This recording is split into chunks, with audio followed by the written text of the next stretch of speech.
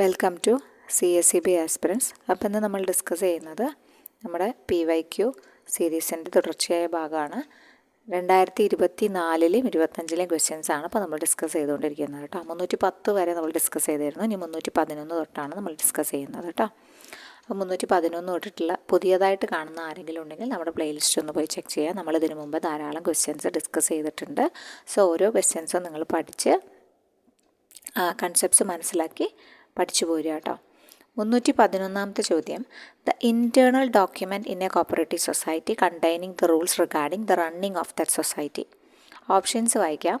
Memorandum of association, articles of association, rules of business, bylaws. അപ്പോൾ ഒരു internal document, cooperative സൊസൈറ്റിയുടെ അകത്തുള്ള document എന്താ, അതായത് അതാണ് ശരിക്കും അവരുടെ ഒരു ബാക്ക് ബോൺ എന്നൊക്കെ പറയാം അല്ലേ. വർക്കിങ്ങിനുള്ള എല്ലാ തരത്തിലുള്ള കണ്ടീഷൻസ് ആണെങ്കിലും റൂൾസ് ആണെങ്കിലും റെഗുലേഷൻസ് ആണെങ്കിലും ആക്ട് ആൻഡ് റൂൾസിൽ പറഞ്ഞിട്ടുള്ള പോലെ ഓരോ സൊസൈറ്റിക്കും ഓരോ പോലെയാണ് ഡിസൈൻ ചെയ്തിട്ടുണ്ടാവുക. കാരണം അവരുടെ വർക്കിംഗ് ഡിഫറെൻ്റ് ആണല്ലോ.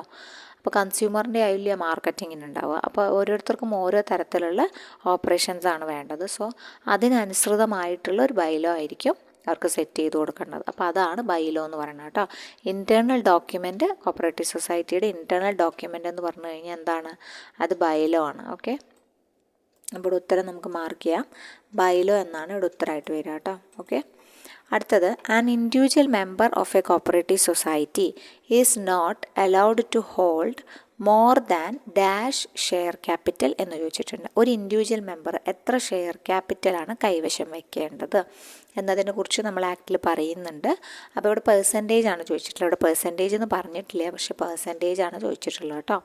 10 ആണോ 15 ആണോ 20 ആണോ 25 ആണോ എന്നാണ് ചോദിച്ചിട്ടുള്ളത്. അപ്പോൾ an individual member of a cooperative society is not allowed to hold 1/5 of the share capital എന്നാണ് പഠിച്ചിട്ടുള്ളത്. അപ്പോൾ ഇവിടെ 20 ആണ് നമ്മൾ എടുക്കേണ്ടത് കേട്ടോ. 20% ആണ് എടുക്കേണ്ടത്. ഓക്കെ, അടുത്തത്, every cooperative society shawl start it's business within A period of dash months of its registration. അവരുടെ രജിസ്ട്രേഷൻ കഴിഞ്ഞ് എത്ര മാസത്തിനകം ഒരു സൊസൈറ്റി പ്രവർത്തനം ആരംഭിക്കണം എന്നാണ് പറയുക.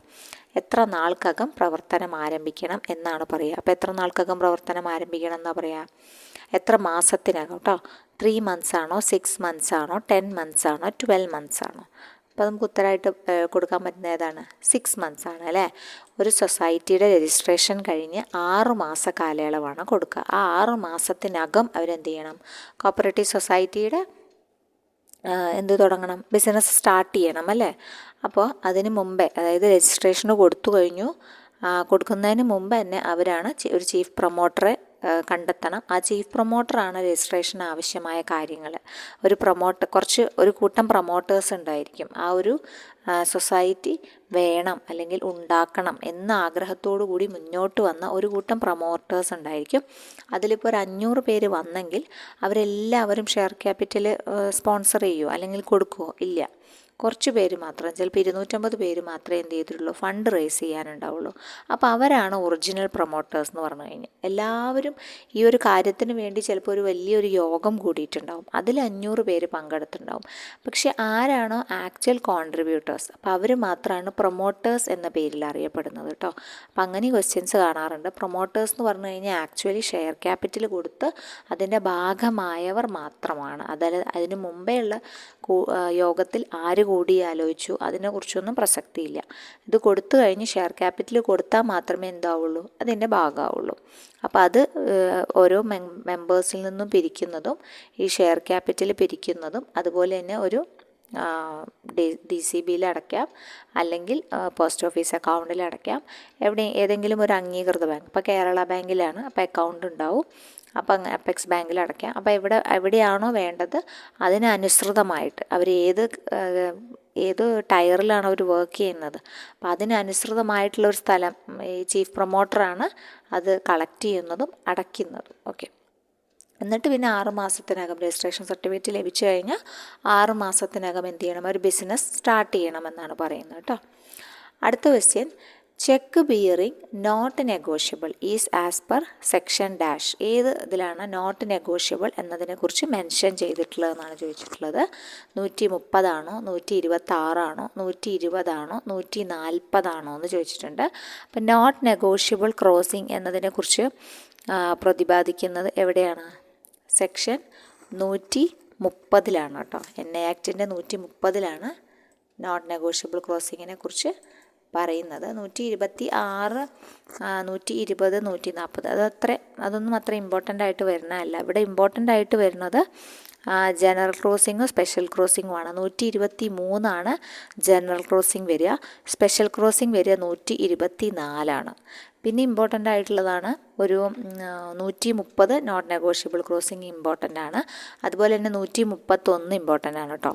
131 പ്രൊട്ടക്ഷൻ ഓഫ് കളക്റ്റിംഗ് ബാങ്കറാണ്. കളക്റ്റിംഗ് ബാങ്കർക്ക് കൊടുക്കുന്ന പ്രൊട്ടക്ഷനുമായി ബന്ധപ്പെട്ടതാണ്. അതൊക്കെ ഇമ്പോർട്ടൻ്റ് ആണ്. ഓക്കെ, അപ്പോൾ അതൊക്കെ ഒന്ന് നോട്ട് ചെയ്ത് വെക്കുക.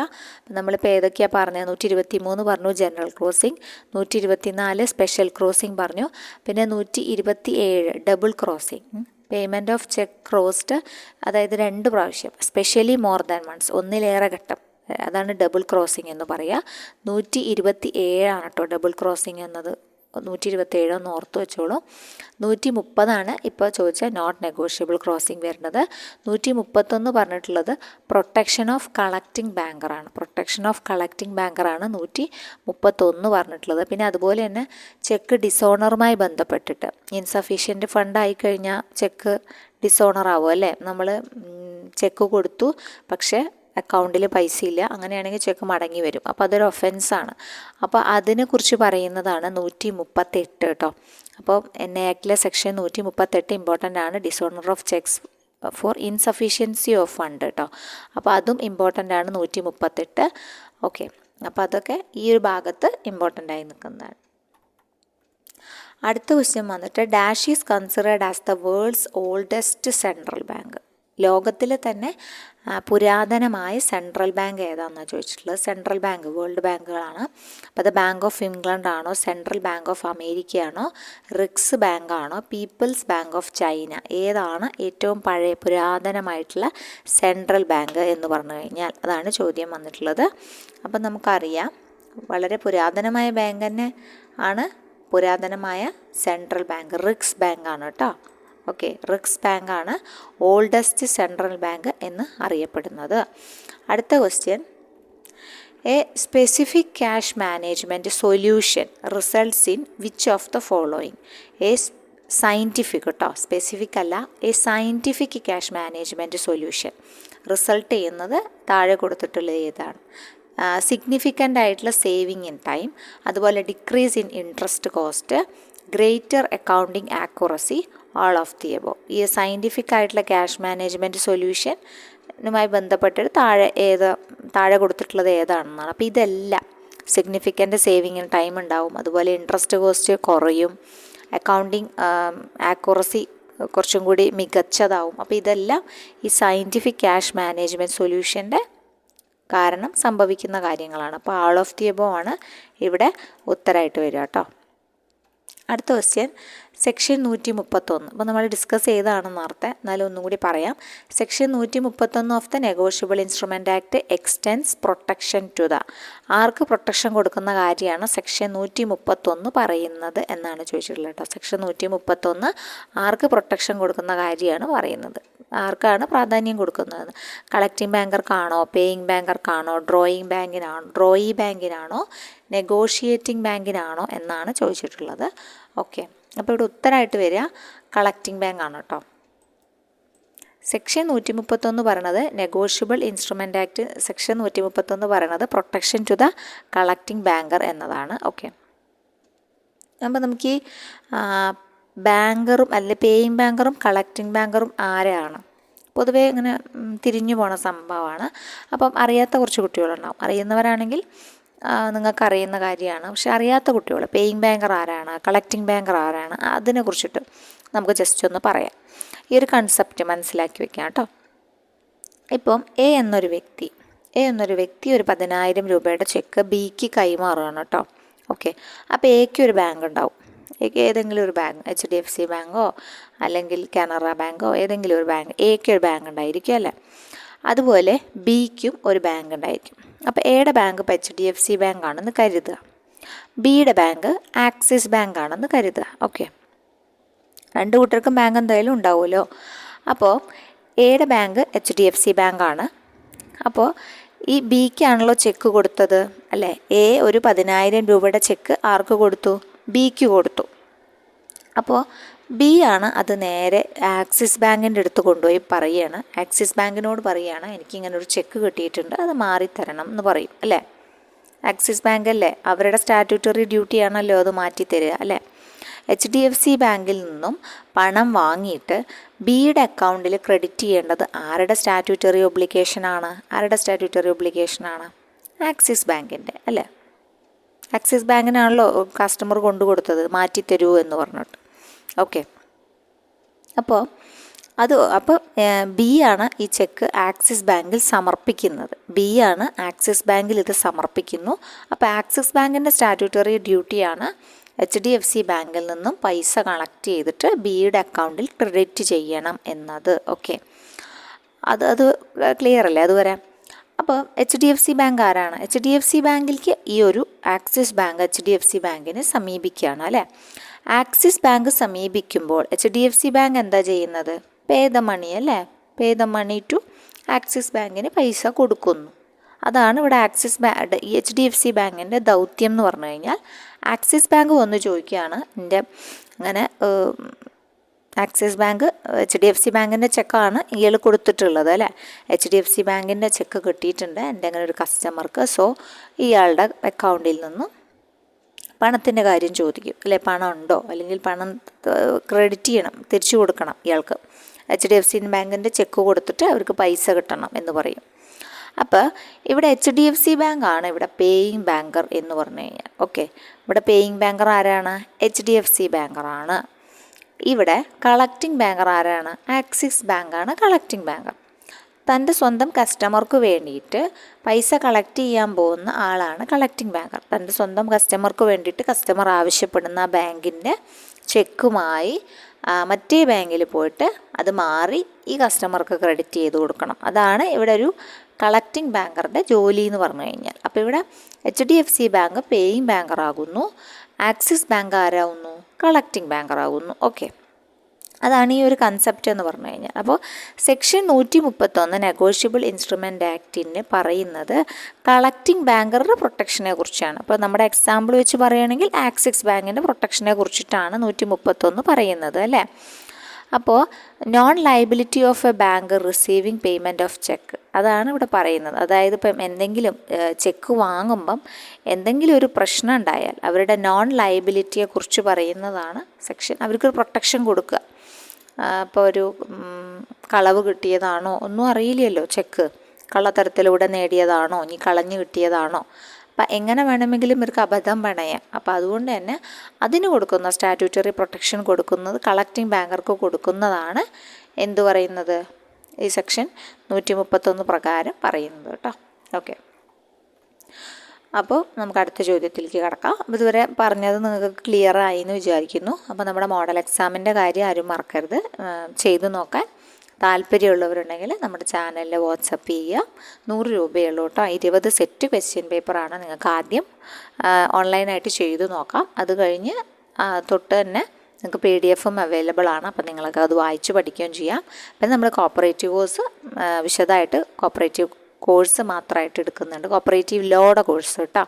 ലോയുടെ കോഴ്സ് ഇപ്പോൾ ഒരു ബാച്ച് കഴിഞ്ഞു, ഏകദേശം എടുക്കൽ കഴിയാനായിട്ടുണ്ട്. ലാസ്റ്റ് ഭാഗമാണ് നമ്മളിപ്പോൾ ടച്ച് ചെയ്യുന്നത്.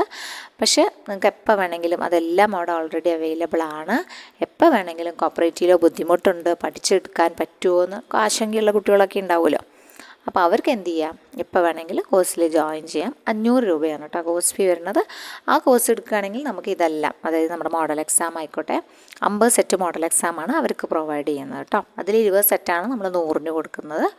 അപ്പോൾ അതെല്ലാം അവിടെ അവൈലബിൾ ആണ്. പിന്നെ നമ്മുടെ യൂട്യൂബിൻ്റെ ക്ലാസ് നോട്ട്സും ഇതുവരെയുള്ളതൊക്കെ അവിടെ പ്രൊവൈഡ് ചെയ്തിട്ടുണ്ട്. അപ്പോൾ താല്പര്യം ഉണ്ടെങ്കിൽ ജോയിൻ ചെയ്യാം കേട്ടോ. Okay, implementation of electronic benefit transfer scheme. അപ്പോൾ അതൊരു സ്കീമാണ്. അപ്പോൾ ആ സ്കീമിനെ കുറിച്ചിട്ട് നമുക്ക് എന്താണെന്ന് നോക്കാം. ഏത് ടൈപ്പ് ഓഫ് കസ്റ്റമേഴ്സിനാണ് ഈ ഒരു സ്കീം വേണ്ടതെന്നാണ് പറഞ്ഞിട്ടുള്ളത്, EBTS. അപ്പോൾ ഈ ഇലക്ട്രോണിക് ഫണ്ട് ട്രാൻസ്ഫർ എന്താണെന്ന് നമുക്ക് ജസ്റ്റ് നോക്കാം കേട്ടോ. അത് ഒരു പ്രൈമറിലി എന്തിനാണ് ഡിസൈൻ ചെയ്തിരിക്കുന്നത്, ഗവൺമെൻറ് സബ്സിഡീസ് നമുക്കൊക്കെ കിട്ടുന്നുണ്ട്. ഗ്യാസിൻ്റെ സബ്സിഡി വരും, അങ്ങനെ പലതരത്തിലുള്ള സബ്സിഡീസ് ഉണ്ട്. അപ്പോൾ നമ്മൾ ടോട്ടൽ എമൗണ്ട് ഇപ്പോൾ 1000 രൂപയാണ് ഒരു ബില്ല് വെച്ചാൽ 1000 രൂപ നമ്മൾ അടയ്ക്കുന്നു. ഗവൺമെൻറ് അതിന് 300 രൂപ സബ്സിഡി തരുന്നുണ്ടെങ്കിൽ ഗവൺമെൻറ്റാണ് ഈ ഒരു സിസ്റ്റം വഴിയാണ് electronic fund benefit transfer scheme പോലെ ഈ ഒരു സ്കീം വഴിയാണ് അവരെന്ത് ചെയ്യുന്നത്, അലോട്ട് ചെയ്ത് കൊടുക്കുന്നത് കേട്ടോ. അപ്പോൾ ഗവൺമെൻറ്റിൻ്റെ സബ്സിഡീസും അതുപോലെ തന്നെ വെൽഫെയർ ബെനിഫിറ്റ്സ് ഉണ്ടല്ലോ, പലതരത്തിലുള്ള ഇൻഷുറൻസുകൾ, പിന്നെ അതുപോലെ തന്നെ മാസമുള്ള പെൻഷൻസ്, അങ്ങനത്തെ കാര്യങ്ങളൊക്കെ വരുന്നത് ഈ ഒരു ഒരുമിച്ചുള്ള ഈ ഒരു ഇതാണ് കേട്ടോ, ഫണ്ട് ട്രാൻസ്ഫർ വഴിയാണ്. അപ്പോൾ വെൽഫെയർ ബെനിഫിറ്റ്സ് ഡയറക്റ്റ്ലി ബാങ്ക് അക്കൗണ്ടിലേക്ക് എത്തുന്ന സ്കീമാണത് കേട്ടോ. ബെനിഫിഷ്യറീസിന് ഡയറക്റ്റായിട്ട് ഒരു മിഡിൽമാൻ്റെ ആവശ്യമില്ല അവിടെ. ബെനിഫിഷ്യറീസിന് ഡയറക്റ്റായിട്ട് തന്നെ അവരുടെ ബാങ്ക് അക്കൗണ്ടിലേക്ക് ഫണ്ട് എത്തും, അതാണ് പറഞ്ഞത്. അപ്പോൾ most low income and financially excluded ഇൻഡിവിജ്വൽസിനെയാണ് ഇവിടെ തിരഞ്ഞെടുക്കുന്നത്. അപ്പോൾ അതുകൊണ്ട് തന്നെ ഇവിടെ ലോ വാല്യൂ അക്കൗണ്ട്സ് എന്നാണ് പറയുക കേട്ടോ. റിച്ച് ആയിട്ടുള്ള ഒരു ബാക്ക്ഗ്രൗണ്ടിലുള്ള അക്കൗണ്ടിലേക്കല്ല അത് വരിക. ഓക്കെ, അത് കണക്ട് ചെയ്തിട്ടുള്ളത്. അപ്പോൾ ലോ വാല്യൂ അക്കൗണ്ട്സിലേക്കാണ് അതെന്ത് ചെയ്യുന്നത്, അത് മീൻ ചെയ്തിട്ടുള്ളത്, അതാണ് പറയുന്നത്.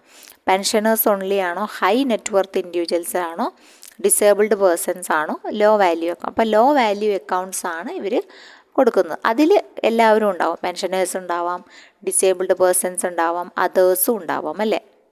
ഇതെല്ലാം ലോ വാല്യൂ അക്കൗണ്ട് ഹോൾഡേഴ്സിൻ്റെ അണ്ടറിൽ വരുന്ന ആൾക്കാരാണ് കേട്ടോ. ഓക്കെ, അടുത്ത ക്വസ്റ്റ്യൻ നോക്കുകയാണെങ്കിൽ ടേം ലോണിനെ കുറിച്ചിട്ടാണ്. Term loan means loans.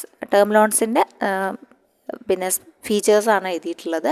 Payable over a period of 1 year to 10 years. 1 വർഷം മുതൽ 10 വർഷം വരെ ആണ് അവരുടെ പീരിയഡ് പറയുന്നത്. Repaid in instalment over a period. പിന്നെ utilised for acquisition, fixed asset acquire ചെയ്യാനാണ് എന്ത് ചെയ്യുന്നത്, ടേം ലോൺസ് എടുക്കുന്നതെന്ന് പറഞ്ഞു. അപ്പോൾ ഈ പറഞ്ഞിട്ടുള്ളതെല്ലാം എന്താണ്, ശരിയായിട്ടുള്ള കാര്യങ്ങളാണ് കേട്ടോ. ഓൾ ഓഫ് ദി എബോവ് ആണ് ഇവിടെ ഉത്തരമായിട്ട് വരിക. പേയബിൾ ഓവർ 1 to 10 years കൊടുത്താൽ മതി. പിന്നെ അതുപോലെ തന്നെ repaid in instalment over a പീരിയഡാണ്. യൂട്ടിലൈസ്ഡ് ഫിക്സഡ് അസറ്റ് അക്വയർ ചെയ്യാനാണ് ടേം ലോൺസ് ഉപയോഗിക്കുന്നത്. അങ്ങനെ ഒരു ആവശ്യമുണ്ടല്ലോ, അപ്പോൾ അതുകൊണ്ട് ഓൾ ഓഫ് ദി എബോവ് കൊടുക്കാം. അടുത്ത ക്വസ്റ്റ്യൻ സർഫാസി ആക്ടിനെ കുറിച്ചിട്ടുള്ളതാണ് കേട്ടോ. സർഫാസി ആക്ട് ഇമ്പോർട്ടൻ്റ് ആണ്. അതുമായി ബന്ധപ്പെട്ടിട്ടുള്ള എല്ലാ കാര്യങ്ങളും നിങ്ങൾ നോക്കി വെക്കണം കേട്ടോ. സർഫാസി ആക്ട് നമ്മുടെ സിലബസിലുള്ളതാണ്. അപ്പോൾ SARFAESI act is applicable to cases where security interest for securing repayment of any financial asset is more than rupees. എത്ര രൂപയിൽ കൂടിയ കേസസിനാണ് ഈ സർഫാസി ആക്ട് പ്രയോഗിക്കുക എന്നറിയണമല്ലോ. അപ്പോൾ അതാണ് പറയുന്നത്. 5 lakh ആണോ, 2 lakh ആണോ, 1 lakh ആണോ, നോ ലിമിറ്റ് ആണോ ചോദിച്ചിട്ടുണ്ട്. അതായത് സെക്യൂരിറ്റി ഇൻട്രസ്റ്റ് ഈ ഒരു ഫിനാൻഷ്യൽ അസറ്റുമായി ബന്ധപ്പെട്ടിട്ടുള്ള റീപേയ്മെൻറ്റ് കുറച്ചൊക്കെ അടച്ചിട്ടുണ്ട്, കുറച്ച് അടയ്ക്കാനുണ്ടാവും. അങ്ങനെയാണല്ലോ പിന്നെ ലോസ് അസറ്റിലേക്ക് മാറുന്നത്. ആദ്യത്തെ കുറച്ച് നാളൊക്കെ ചിലപ്പോൾ കറക്റ്റ് അടവ് നടന്നിട്ടുണ്ടാവും, പിന്നെയാണ് അതിൻ്റെ ടെൻഡൻസി കാണിച്ചു തുടങ്ങി അത് ലോസിലേക്ക് അങ്ങനെ മാറാൻ പോകുന്നത്. അപ്പോഴാണ് സർഫാസി ആക്ട് പ്രയോഗിക്കുന്നത്. അപ്പോൾ അതുകൊണ്ട് തന്നെ ഈ കേസ് അപ്ലിക്കബിൾ ആവണമെങ്കിൽ സെക്യൂരിറ്റി ഇൻട്രസ്റ്റ് എത്ര 1 lakh മുകളിൽ വേണം. ഓക്കെ, സെക്യൂരിറ്റി ഇൻട്രസ്റ്റ് 1 lakh മുകളിൽ പോയാൽ മാത്രമേ എന്ത് ഉപയോഗിക്കാൻ പറ്റുള്ളൂ, സർഫാസി ആക്ട് ഉപയോഗിക്കാൻ പറ്റുള്ളൂ കേട്ടോ. ഓക്കെ, അടുത്തത് നോക്കാം. ATMs which are set up owned and operated by non banks. NBFCs use ചെയ്യുന്നത് നമ്മൾ കഴിഞ്ഞ ക്ലാസ്സിൽ ഡിസ്കസ് ചെയ്ത് തന്നെയാണ്. അപ്പോൾ NBFCs യൂസ് ചെയ്യുന്ന ATM ഏതാണെന്നാണ് ചോദിച്ചിട്ടുള്ളത് കേട്ടോ. അപ്പോൾ നമുക്കറിയാം അത് വൈറ്റ് ലേബൽ ATMs ആണ് കേട്ടോ. ലോഗോ ഒന്നും ഉണ്ടാവില്ല എന്നൊക്കെ നമ്മൾ പറഞ്ഞതാണ്. അവരുടെ ലോഗോസ് ഒന്നും ഉണ്ടാവില്ല. അതാണ് ബ്രൗൺ ലേബൽ ATM, ലോഗോ ഒക്കെ ഉള്ള ATM. പിന്നെ അതുപോലെ ഓൺസൈറ്റ് ATM അവരുടെ ബാങ്കിങ് പ്രിമൈസസിൻ്റെ ഉള്ളിൽ തന്നെയുള്ള ATMs ആണ്. ബയോമെട്രിക് നമ്മുടെ ബയോമെട്രിക് വിവരങ്ങളെല്ലാം അടങ്ങിയിട്ടുള്ളത്. ഓക്കെ, അപ്പോൾ നെക്സ്റ്റ് ക്വസ്റ്റ്യനിൽ പോകാം. From among the following select the types of complaints that can be raised before the banking ombudsman. അപ്പോൾ ഇതെന്ന് വായിക്കുമ്പോൾ നമ്മൾ ഇത് ജനറൽ ബാങ്കിങ്, അതായത് ബാങ്കിങ്ങുമായി ബന്ധപ്പെട്ട ഓംബുഡ്സ്മാൻ്റെ അണ്ടറിൽ വരുന്ന കാര്യങ്ങളാണ്. അൺഫെയർ ബാങ്ക് പ്രാക്ടീസസിനെതിരെ ബാങ്കിങ് ഓംബുഡ്സ്മാൻ്റെ എതിരെ പോകാൻ പറ്റുമല്ലേ? ബാങ്കിൽ അൺഫെയർ ആയിട്ടുള്ള പ്രാക്ടീസസ് നടക്കുന്നത് ശ്രദ്ധയിൽപ്പെട്ടാൽ നമുക്ക് കംപ്ലയിൻറ്റ് ചെയ്യാം. അതുപോലെ levying of charges, adequate notice ഇല്ല നമ്മുടെ കയ്യിൽ നിന്ന് തുകകൾ പിരിക്കുക. Refusal to open deposits, account തുറക്കാൻ പറ്റില്ല എന്ന് പറയുക. ബാങ്ക് ഫെയിലിയർ ആവുകയാണ്, പ്രോമിസ്ഡ് പറഞ്ഞിട്ടുള്ള സേവനങ്ങൾ ചെയ്യാൻ ബാങ്കിന് കഴിയാതെ വരിക. അത് ചെയ്യാം ഇത് ചെയ്യാം എന്ന് പറഞ്ഞിട്ട് കാര്യമില്ല അല്ലേ. അപ്പോൾ ബാങ്ക് ചെയ്യാം എന്ന് പറയുന്ന കാര്യങ്ങൾ ചെയ്യണം, അതാണ് പറഞ്ഞത്. അങ്ങനെ അത് ഫെയിലിയർ വന്നാലും എന്ത് ചെയ്യാം, ബാങ്കിങ് ഓംബുഡ്സ്മാനെ അറിയിക്കാം എന്നാണ് പറയുന്നത്. അപ്പോൾ ഇവിടെ ഉത്തരമായിട്ട് വരുന്നത് എല്ലാം ഉണ്ട്. അപ്പോൾ അതുകൊണ്ട് തന്നെ ഇവിടെ ഓൾ ഓഫ് ദി എബോവ് ആണ്. നമ്മൾ വായിക്കുമ്പോൾ നമുക്ക് എല്ലാം അതുമായി കണക്ട് ചെയ്താണ് വരുന്നത്. അപ്പോൾ അതുകൊണ്ട് തന്നെ ഇവിടെ ഉത്തരമായിട്ട് വരുന്നത് ഓൾ ഓഫ് ദി എബോവ് ആണ്. അടുത്തത് പ്രസൻറ്റ് ഗവർണർ ചോദിച്ചിട്ടുണ്ട്. പ്രസൻറ്റ് ഗവർണർ ആരാണ്? ഇപ്പോഴത്തെ ഗവർണർ ആരാണ്? സഞ്ജയ് മൽഹോത്രയാണ്. വളരെ ഇമ്പോർട്ടൻ്റ് ആണ് കേട്ടോ, അതൊന്നും തെറ്റിക്കരുത്. സഞ്ജയ് മൽഹോത്രയാണ് ഇപ്പോൾ ഉള്ളത്. അപ്പോൾ ആളുടെ പീരീഡ് ഇപ്പം ഡിസംബർ 11, 2024 മുതലാണ് ആൾ കയറിയിട്ടുള്ളത് കേട്ടോ. ഓക്കെ, ആ ഒരു ഡേറ്റ് ഓർത്ത് വെച്ചോളൂ, ഡിസംബർ 11, 2024. ഇനി അടുത്ത സ്വിഫ്റ്റിനെ കുറിച്ചിട്ടാണ് പറയുന്നത്. സ്വിഫ്റ്റ് എന്താണെന്ന്. പക്ഷേ സ്വിഫ്റ്റിൻ്റെ ധാരാളം ഫുൾ ഫോം തന്നിട്ടുണ്ട്, പക്ഷേ തെറ്റി പഠിക്കേണ്ട, ഇവിടെ ഫുൾ ഫോം തന്നിട്ടില്ല. ഈ ക്വസ്റ്റ്യൻ ക്യാൻസലായ ക്വസ്റ്റ്യനാണ്. അപ്പോൾ സ്വിഫ്റ്റിൻ്റെ full form society for world wide inter bank financial telecommunication. ഇവിടേക്ക് ഇൻ്റർനെറ്റ് എന്നാണ് കൊടുത്തിട്ടുള്ളത്. ഒരെണ്ണം മാത്രമാണ് ഇൻ്റർ ബാങ്ക് കൊടുത്തിട്ടുള്ളത് കേട്ടോ, ബാക്കിയുള്ളിടത്തൊക്കെ ഇൻ്റർനെറ്റ് ആയിരുന്നു. അപ്പോൾ അതുകൊണ്ട് തന്നെ അത് കറക്റ്റായിട്ട് എടുക്കാൻ പറ്റില്ല. ഇവിടെ world wide inter bank financial tele communication എന്നാണ് പറഞ്ഞിട്ടുള്ളത്. സൊല്യൂഷൻ 4 എന്നല്ല, സൊസൈറ്റി 4 എന്നാണ് വേണ്ടത്. സൊസൈറ്റി 4 ആണെങ്കിൽ കുഴപ്പമുണ്ടായിരുന്നില്ല, എല്ലാറ്റിനും സൊല്യൂഷൻ 4 ആണ് കൊടുത്തിട്ടുള്ളത്. ഇവിടെ ഒന്നാമത്തേന് സൊസൈറ്റി 4 ആണ്, പക്ഷെ ഇപ്പുറത്ത് തെറ്റാണ്. അപ്പോൾ അതാണ് പറഞ്ഞത്, ഇൻ്റർനെറ്റ് എന്നാണ് കൊടുത്തിട്ടുള്ളത്. ഇൻ്റർ ബാങ്ക് എന്നാണ് വേണ്ടത് കേട്ടോ. സ്വിഫ്റ്റ് എന്ന് പറഞ്ഞാൽ ഇൻ്റർ ബാങ്ക് ഫിനാൻഷ്യൽ ടെലി കമ്മ്യൂണിക്കേഷന് യൂസ് ചെയ്യുന്നതാണ്. 1973 വർഷം പറയുന്നത് കേട്ടോ. 1973 സ്വിഫ്റ്റ്. അതൊരു നോൺ പ്രോഫിറ്റ് ഓർഗനൈസേഷനാണ് ബെൽജിയൻ ലോയുടെ പ്രകാരം. ഹെഡ് ക്വാർട്ടേഴ്സ് എപ്പോഴും ചോദിക്കാറുണ്ട്, ബ്രസൽസാണ് ഹെഡ് ക്വാർട്ടേഴ്സ്. വർഷം ഒന്ന് ഓർത്ത് വെച്ചോളൂ, 1973. അപ്പോൾ അത് ഫിനാൻഷ്യൽ ഇൻസ്റ്റിറ്റ്യൂഷന് വേണ്ടിയിട്ടുള്ള സോഫ്റ്റ്വെയറും സർവീസസും ഇതെല്ലാം പ്രൊവൈഡ് ചെയ്യുന്നുണ്ട് സ്വിഫ്റ്റ്. 1973 സ്റ്റാർട്ട് ചെയ്തിട്ടുള്ളത്. പിന്നെ പ്രവർത്തനമൊക്കെ തുടങ്ങിയപ്പം 1977. ഇതൊരു മെസ്സേജ് ട്രാൻസ്മിഷൻ സിസ്റ്റം വഴിയാണ് വർക്ക് ചെയ്യുന്നത്. ഫണ്ട് ട്രാൻസ്ഫറിനേക്കാൾ കൂടുതൽ മെസ്സേജ് ട്രാൻസ്മിഷൻ സിസ്റ്റമാണ് കേട്ടോ, അല്ലാതെ ഫണ്ട് ട്രാൻസ്ഫർ മാത്രമല്ല. ഓക്കെ, അപ്പം ഇതൊരു 24 hours ഡേ നടക്കുന്ന പ്രോസസ്സാണ് ഈ ഒരു സ്വിഫ്റ്റ് എന്ന് പറഞ്ഞു കഴിഞ്ഞാൽ. ഓക്കെ, അടുത്തത് CTS ആണ്. CTS എന്ന് പറഞ്ഞാൽ എന്താണ്? ചെക്ക് ട്രങ്കേഷൻ സിസ്റ്റമാണ് CTS എന്ന് പറഞ്ഞു കഴിഞ്ഞാൽ കേട്ടോ, ചെക്ക് ട്രങ്കേഷൻ സിസ്റ്റം. ഓക്കെ, അപ്പോൾ ഇവിടെ ഓപ്ഷൻ A ആയിട്ട് തന്നെ കൊടുത്തിട്ടുണ്ട്. സോ ചെക്ക് ട്രങ്കേഷൻ സിസ്റ്റമാണ് CTS എന്ന് പറഞ്ഞാൽ. അതിപ്പോൾ ചെക്ക് ട്രങ്കേഷൻ സിസ്റ്റം എന്ന് പറഞ്ഞു കഴിഞ്ഞാൽ അറിയാത്ത കുട്ടികൾക്കാണ് പറയുന്നത്. ഫിസിക്കൽ ചെക്ക് നമ്മളത് കൊണ്ടുപോയി മാറ്റാനൊക്കെ വലിയ പാടാണ്. അപ്പോൾ അതുകൊണ്ട് തന്നെ ഇവിടെ അവരുടെ ഇമേജാണ് പോകുന്നത് കേട്ടോ. ഫിസിക്കൽ ചെക്ക് അവരവിടെ എടുത്ത് വയ്ക്കും, എന്നിട്ട് ആ ഇമേജാണ് അവർ സെൻഡ് ചെയ്യുന്നത്. പിന്നെ അതുമ്പിൽ അവർ പെട്ടെന്ന് തന്നെ അതിവേഗം അതിന്മേൽ തീർപ്പുണ്ടാക്കും. ഓക്കെ, വെർച്വൽ ബാങ്കിങ് എന്താണെന്ന് ചോദിച്ചിട്ടുണ്ട്. Is also called virtual bank വേറൊരു പേരിലും കൂടി അറിയപ്പെടും. അതെന്താണ്? ഇൻ്റർനെറ്റ് ബാങ്കിങ് ആണോ, ഹോം ബാങ്കിങ് ആണോ, മൊബൈൽ ബാങ്കിങ് ആണോ, നൺ ഓഫ് ദീസ് ആണ്. അപ്പോൾ വെർച്വൽ സിസ്റ്റം അല്ലെങ്കിൽ വെർച്വൽ ബാങ്കിങ് എന്ന് പറയുമ്പോൾ തന്നെ നമുക്കറിയാം ഇൻ്റർനെറ്റ് ബാങ്കിങ് ആണ്. ഓക്കെ, അടുത്തത് നിയോ ബാങ്ക്. നിയോ ബാങ്ക് എന്ന് പറഞ്ഞാൽ എന്താണെന്നാണ് ക്വസ്റ്റ്യൻ. നിയോ ബാങ്ക് ഒരു traditional bank with online services ആണോ? A bank that operates exclusively online മാത്രമാണോ? A bank branch located in a new city, പുതിയൊരു സിറ്റിയിൽ തുടങ്ങിയ പുതിയ ഒരു ബാങ്ക് ബ്രാഞ്ച് ലൊക്കേറ്റ് ചെയ്തതാണോ? അല്ലെങ്കിൽ ഒരു ATMൻ്റെ ടൈപ്പിൻ ആണോ എന്നാണ്, ഏത് തരം ആണോ എന്നാണ് ചോദിച്ചിട്ടുള്ളത്. അപ്പോൾ ഇവിടെ പറയുന്നത് നിയോ ബാങ്ക് എന്ന് പറഞ്ഞാൽ A bank that operates exclusively online ആണ് കേട്ടോ.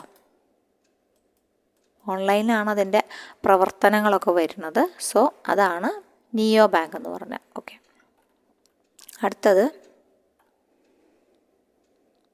Which of the following is not a benefit of digital ബാങ്കിൻ്റെ ബെനഫിറ്റ് അല്ലാത്തതാണ് ചോദിച്ചിട്ടുള്ളത് കേട്ടോ. അല്ലാത്തത് അപ്പോൾ easy access to account information digital ബാങ്കിൻ്റെ ഒരു ഇമ്പോർട്ടൻസ് ആണ്. High fees for digital transaction, digital ആയതുകൊണ്ട് തന്നെ കോസ്റ്റ് അല്പം കൂടുതലാണ്. ക്വിക്ക് ട്രാൻസ്ഫർ ഓഫ് ഫണ്ട്സ് നടക്കും. അതുപോലെ തന്നെ റെഡ്യൂസ്ഡ് നീഡ് ഫോർ ഫിസിക്കൽ ബ്രാഞ്ചസിലേക്ക് ഇടയ്ക്കിടയ്ക്ക് പോകേണ്ട ആവശ്യമുണ്ടോ? ഇല്ല. അപ്പോൾ ഇതിലേതാണ് പെർഫെക്റ്റ് ആയിട്ട് വരുന്നത്? നോട്ട് എ ബെനിഫിറ്റ് ആണ് കേട്ടോ, ബെനിഫിറ്റ് അല്ലാത്തതാണ് ചോദിച്ചിട്ടുള്ളത്. വലിയ ഫീസാവും ഡിജിറ്റൽ ട്രാൻസാക്ഷൻസിൽ നിന്ന് എഴുതിയിട്ടുണ്ട്. അപ്പോൾ അതാണ് തെറ്റായിട്ട് മാർക്ക് ചെയ്തിട്ടുള്ളത് കേട്ടോ. ഓക്കെ, ഈ ഈസി ആക്സസ് ടു അക്കൗണ്ട് ഇൻഫോർമേഷനോ ക്വിക്ക് ട്രാൻസ്ഫർ ഓഫ് ഫണ്ടോ റെഡ്യൂസ്ഡ് നീഡ് ഫോർ ഫിസിക്കൽ ബ്രാഞ്ചസോ ഇതൊന്നും ഈ ഒരു ഇതിനേക്കാളും ബെനിഫിറ്റ് അല്ലാത്തതാണ് ചോദിച്ചിട്ടുള്ളത്. അത് ഡിജിറ്റൽ ട്രാൻസാക്ഷന് ഹൈ ഫീസാണ് എന്നാണ്. ഓക്കെ, അടുത്ത ക്വസ്റ്റ്യൻ നോക്കുകയാണെങ്കിൽ what is A block chain technology? Digital ബാങ്കിൽ പ്രധാനമായിട്ട് കേൾക്കുന്നതാണ് ബ്ലോക്ക് ചെയിൻ ടെക്നോളജി എന്ന് പറഞ്ഞു കഴിഞ്ഞാൽ അത് എന്താണെന്ന് വെച്ച് കഴിഞ്ഞാൽ അതൊരു ഡീസെൻട്രലൈസ്ഡ് ഡിസ്ട്രിബ്യൂട്ടീവ് സിസ്റ്റമാണ്.